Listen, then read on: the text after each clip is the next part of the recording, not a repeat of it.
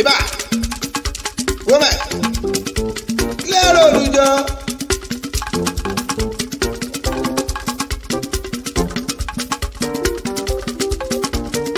Ire ló ní orí mi àbíre. Ire ló ní orí mi àbíre o. Ọlọ́jọ́ òní mo rí bàjíbà mi ó máa ṣe òkè ńlá ẹ̀kọ́ àlejò afẹ́fẹ́. Gbogbo Ìbàdàn nílé Olúyọ̀lé o ẹ sì tún kú àlejò olóríire ọmọ tí ń ṣayẹyẹ. Ìbàdàn nílé Olúyọ̀lé mo wà wọn ò tí ì rebi kankan. Ọmọ bàmí ọlá o. Alihaj little fisco Adekunle ìṣọ̀lá Agbolagade máa ń gbọ́rọ̀ ẹnu mi. Ọmọ dáadáa.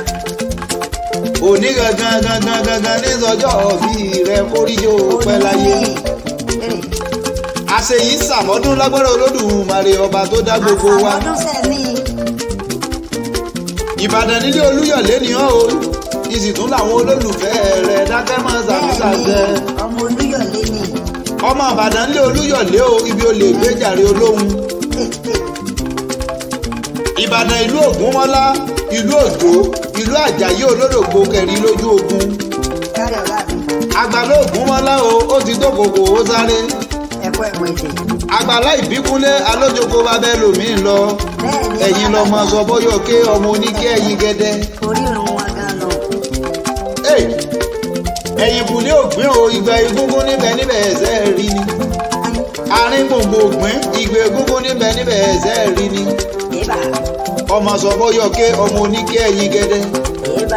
Dákẹ́ máa ń gbọ́rọ̀ ẹnu mi. Májàmájà ọjà ará àdúgbò òjòlógun. Lágẹ̀lú bàbá Ìbàdàn. Ọmọ agbọ́ sọ́sọ́ ogun tí ò ní sá. Ẹbí wọn lọ máa gbọ́ yàyà màmá yà ní òkè gúdúdú tẹ́ fi ń bọ̀ sábàrí. Igbó sùúrù ń bàbá yìí fi ń bọ̀ ológun. Ẹ̀yin lọmọ sọ́gbọ́yọ̀ ké ọmọ oníkẹ́ ẹ̀yin gẹ́dẹ́. Fisco àṣeyí sàmọ́dún lágbára Olódùmarè ọba. Ìbàdàn ògúngún bá ní sọ̀rẹ́ àìmọ́ni lọ sójú ogun. À ń wáyé dámà lárùn kan lára ìjàgbóró làwọn. Ọmọ Olúyọ̀lé o ìwọ ni nkí lọ́wọ́ o máa dá gọ̀jọ̀gọ̀jọ̀ lójú àgbo. Òní gangan ní sọjọ́ bí rẹ kórìjó pẹ́ láyé. A ní kó dára láwọ̀ bí o sùn. Káyé rẹ̀ dára kó sunwọ̀n àbódùn bí oyin ọdọọdún ní lásò ológúnlógún. Ọdọọdún ní kànṣó lọ́gbọ̀nlọ́gbọ̀n nílé ayé o little fisco. Èmi mà dájú o kọ́dọọdún la rọ́mọbì lórí àtẹ ìṣọ̀lá sọ ń gbọ́rọ̀ ẹnu mi. Ó lé sí ọ̀gá mi. Agbolagade o happy birthday to you o. Happy birthday o. Òní gangan ní sọjọ́ bí rẹ kórìjó pẹ́ láyé. Mo ló ti sọdún èyí náà ó ṣe tẹ̀mí o nínú owó a ní nínú ọlá àìkú bọ̀rọ̀bọ̀rọ̀ tí ń parí àwọn ìwà kiri ó relédè wá o kíbi ó máa yà lójú ọ̀nà rẹ lọ́jọ́ gbogbo. Lágbọ́ Olódùmarè o wá ní táwọ́ náà àìní òní kàn láyé lágbọ́rọ̀ Olódùmarè ọba tó dá gbogbo wa. Àsìkúnlẹ̀ kómúkómú okòrò nǹkan bá gbogbo tó o bá fọwọ́ rẹ fi òní yí dànù lọ́jọ́ máa ṣàmìṣàṣẹ. Ọmọ bàmí ọlá o. Ṣúkúrà àti Ìdòwú ọlọ́mi ń kọ́ òṣè fẹ́ lálàáfíà ara dákun máa ń ṣètọ́jú ìyàwó rẹ gidi gan. Aya rere ni lọ́dẹ̀ ọkọ. Bẹ́ẹ̀ni, àgọ́lọ́gbó. Agbó Olódùmarè ló dáyé lágbó Olódùmarè ọmọ oníbú ọrẹ. Ẹ̀yin méjèèjì ẹ wà ní róńgbé sọnù bí o ṣe bí ọmọ. Ìsìlámíà àti ń kọ́ òṣè fẹ́ lálàáfíà ara máa ń ṣètọ́jú àbúrò rẹ dáadáa.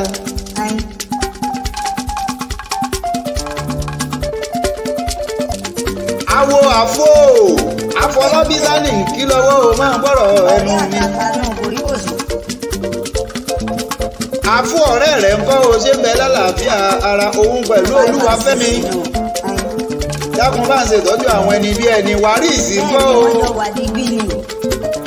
Wàdósìkì ọyẹ ẹ máa dá gọ̀jọ̀gọ̀jọ̀ ọmọ. Àwọn ọ̀rẹ́ ọlọ́jọ́ bí o ọyẹ ẹ máa yan bàǹdà Ahmed ń kọ́ o. Yọ̀bọ̀rọ̀ tó ń bẹ lálàáfíà ara. atórísí ò ní bàjẹ́ àmì kàmúkàmù. atórísí ò ní dàrú o òkè òkè iná lẹ́sìn máa ń lọ lágbára Olódùmarè ọba tó dá gbogbo wa. gbogbo ẹgbẹ́ atórísí ẹ̀mọ̀ fún àṣeyẹ òwò ọmọ ẹgbẹ́ yìí tuntun ṣayẹyẹ tó lé ọdún kan lókè èèpẹ̀. Alhaji little fisco Adekunle ìṣọ̀lá Agbolagade ṣe bí wọlé nílùú lọ́pọ̀ ẹnu fa. òun gangan ni ẹ̀rí pé kí n sanwó wa ní ọ̀gá mi. Awo wọn ní Fortune ní Premier Club dákẹ́ máa dábọ̀ jọgọjọ. Ọ̀gá rẹ̀ ń kọ́ o tí ń bẹ lálàáfíà ara alùbáríkà ń lè mí kí lọ́wọ́ táyé lolú èjì rẹ̀. Ó kó lórí ìgbàgbó èjì ààrẹ tẹ̀mí orí ìyeye o. Ìbàdàn nílé Olúyọ̀lé mi yín o. Ibi olè gbéjàre olóhùn. Bẹ́ẹ̀ni Ìbàdàn jọ ní à. Ọmọ Alágẹ̀lú ebẹ́ yìí lèmi ń kírun ń bá. Àwọn ọmọ àgbòrò sùnmù wọ́n ń gbọ̀. Little fisco òní gangan ní sọjọ́ òbí rẹ̀ mo ti kí ọlọ́dún èyí náà o. Ìgbà tó bá dìbò yá àmọ́dún mo ní àgíra wa tìbí ti ran towó tọmọ ta ikú kọ̀rọ̀kọ̀rọ̀ tí parí àwọn àwa o. Kíre ó relédè ọ́ o kíbi ó máa yà lójú ọ̀nà rẹ lọ́jọ́ gbogbo. Lágbo Olódùmarè tó dáyé lágbo Olódùmarè ọba oníbú ọrẹ. Afẹ́jú bábà sálẹ̀ mi ń kí lọ́wọ́ o. Bẹ́ẹ̀ni. Afẹ́jú bábà tó mòye. Àwọn aṣọ bàbá ni. Àwọ̀ ọlá classic. Bábà náà jọ ní gbogbo wọn. Bẹ́ẹ̀ni àtúrísẹ jọ ni wọ́n.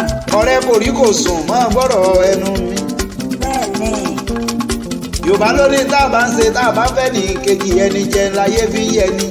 Kò sí rọ́ọ̀lì àjọjọ. Ẹ̀bẹ̀ lèmi ó bẹ̀ ọ́ o dákun bá ń ṣètọ́jú Súkúrà àti Ìdòwú dáadáa. Aya rere ni lọ́dẹ ọkọ. Àní kò pẹ́ bí mọ́pẹ́ ṣe pẹ́. Kó rówó lò gbà láyé rẹ̀ káyé rẹ̀ dára kó sunwọ̀n kó dùn bí oyin.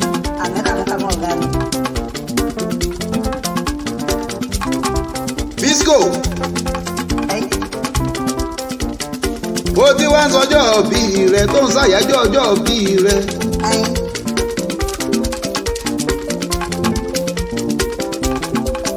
Àìní òní kàn ọ́ ibi òní kàn ìwọ tó sọdún èyí ò ló ṣe tẹ̀mí o àbí máa dán. Arẹwà lọ́kùnrin ni. Aṣọ bọ̀bọ̀ ni. Ẹni gbogbo obìnrin rí lódò tó yọ ọwọ́ ọ̀sẹ̀ máa dá gọ̀jọ̀gọ̀jọ̀ ìsọ̀lá lèmi ń kí n bá. Ó ní ọ̀bẹ múlẹ̀ sómi lóore. Olójú wá ṣe dákẹ́ máa ń gbọ́rọ̀ ẹnu. Èyí náà tó ẹjẹ́ máa ra àdúgbò wa bájá bá gbé ègún àfìdọ̀bálẹ̀ àníbàṣá bá gbé kówó àrènà gbalẹ̀.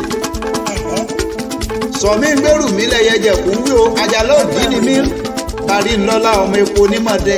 Bẹ́ẹ̀ni. Èmi lára ẹ̀sàjèjì ojú ti la lọ. Ẹ káàbọ̀. A ní bẹ́ẹ̀ fẹ́ bẹ́ẹ̀ kọ̀ mo ní ẹ má dùn rẹ sà ní sọ́ńtì o ẹ má dùn rẹ sà lówó. Bẹ́ẹ̀ bá fẹ́ dùn rẹ sà lówó o èpo lọmọ yé wọ láṣẹ dùn ni. Àròyé Jésù agbése náà gbérelé àlùkò mi ṣe tó rèlú kò sùn lékelèké mi ṣe tó fẹ́ máa rèlú kẹfun. Mo kí ọlọ́dún èyí náà o gbà tó bá dìbò yá mọ́dún mo ní akíra wa ti bí ti ran towó tọmọ ta ikú bọ̀rọ̀bọ̀rọ̀ sí parí àwọn àwa o. Àmẹ́ kàmúkàmú àṣẹwá. Mo pé happy birthday to you sir. Èmi náà kí lọ mo ṣe happy birthday mo kí yan Alhaji Fisco.